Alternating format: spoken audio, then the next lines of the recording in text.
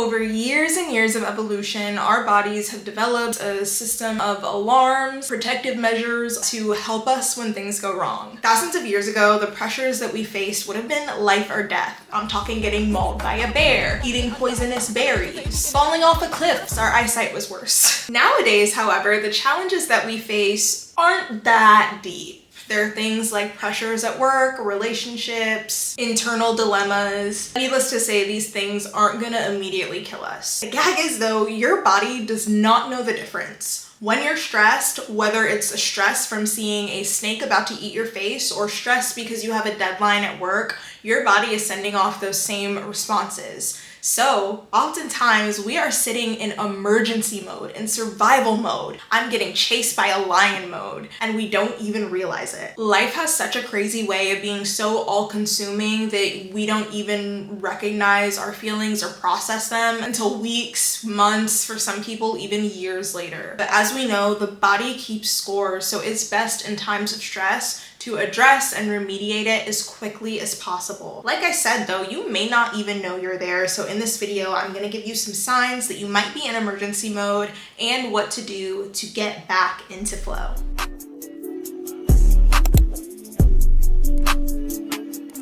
Hey friends, welcome back to my channel. My name's Imani. On this channel, we talk about mind, body, spirit wellness, personal development, evolution, and so much more. In today's video, I'm gonna give you some signs that you might be in emergency mode and what to do to get yourself back on track. Now, if you know me, you know how I love some breath work, and one of the easiest ways that I can tell I'm out of whack is when I struggle to take deep breaths. As some of you may have noticed, I have a little bit different of a background now because I recently moved, and while I'm so blessed and so grateful for this new place, getting there obviously was a bit of a struggle, packing, moving, unpacking, dealing with all of the things that come along with that. And our second day in this house, I was feeling it quite a bit, and my partner was like, take some deep breaths with me, and I just couldn't. Like, I couldn't find a place to breathe deeper. And that's because my body was in that make or break fight or flight mode where I needed more oxygen. I was trying to take in as much as I could in that way because my body didn't know when was gonna be my last breath. So even though I was in a situation where I was completely safe, my body was just missing that signal. So I found it hard to breathe. You know, when you've run or like your body's gone through physical stress, it's that breathing, that hyperventilating. Sometimes people will experience this with anxiety attacks, and it can happen on a micro level when you're dealing with stress. But one of the quickest ways to reset your nervous system is with deep breaths. Studies have shown that we only need 6 deep breaths to reset our nervous system and regulate that way, so that is a great place to start. Another sign that your body might be in crisis mode is if you're feeling tight or sore, and this one can be hard to pick up on if you don't have a regular practice of stretching in your routine. So the first thing I recommend is let's normalize stretching.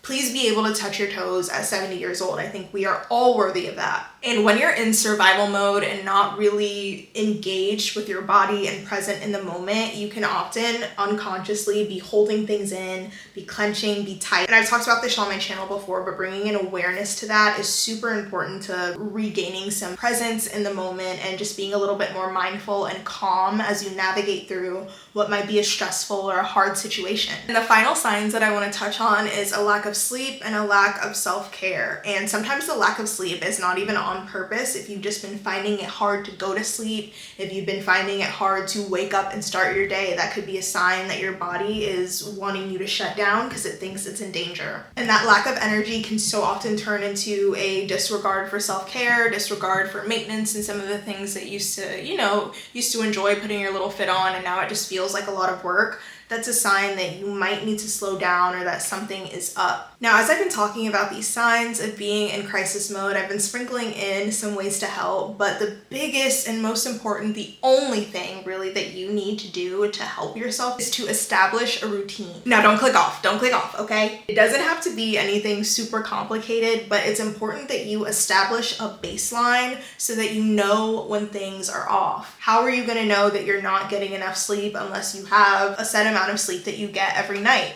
How are you supposed to know that you're tight if you never move your muscles to discover that something is moving a little bit differently? It's really important to set up a routine, set up a baseline, set up just a general way that you operate so that when deviations happen, you know what you've deviated from. Like I said, it doesn't have to be complicated. I find that as you do things more and more, you'll start to zhuzh it up, beef it up a little bit, but I'll give you the routine that I do if I wake up and I have a meeting in 30 minutes and I just need to step into action very quickly. This is something that you can do in maybe 10 minutes, 15 minutes if you're nasty. Number one is doing some sort of journaling or planning for your day, and this can happen the night before or the morning of. What I do when I don't have a lot of time is simply just write 4 things that I'm grateful for.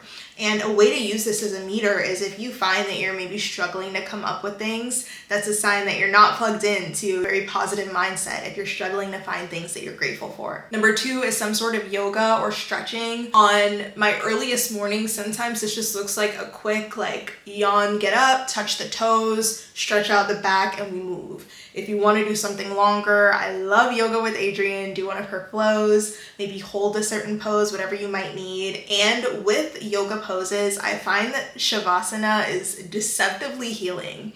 Shavasana, for those who don't know, is when you literally just lay on the ground. And when you allow yourself to feel the support of the earth and completely just let go of your body, it can be so telling on what you've been holding in. And lastly is some sort of morning and night self-care routine. It doesn't have to be a 10-step skincare. Just make sure that there are points in the beginning and end of your day where you are taking time to nurture yourself. And if I could leave you with one piece of advice, it would be not to wait. We can be so good at telling ourselves, I'll finally be ready to do the routine when I have such and such set up, or when I have these products, I gotta wait till I have this journal. No, it's good now, it's perfect now, do it now. There will not always be a space waiting for you, so the better that you get at creating space for yourself, the better off that you'll become. This really sank in for me when, again, we were moving, there were boxes everywhere, but I just felt so... I knew my alarm bells were going off, so I took my yoga mat and set it up amidst the boxes, amidst the mess, amidst the crazy, and just did my stretching routine, and I felt so much better that night. And it may not have been what I was used to, it may not have been what I wanted at the time, but it was necessary, it was needed. As y'all know, me, some breath work, and a yoga mat go together real bad, but I'm curious to hear what y'all's preferred methods of nervous system regulation or self-regulation, self-soothing,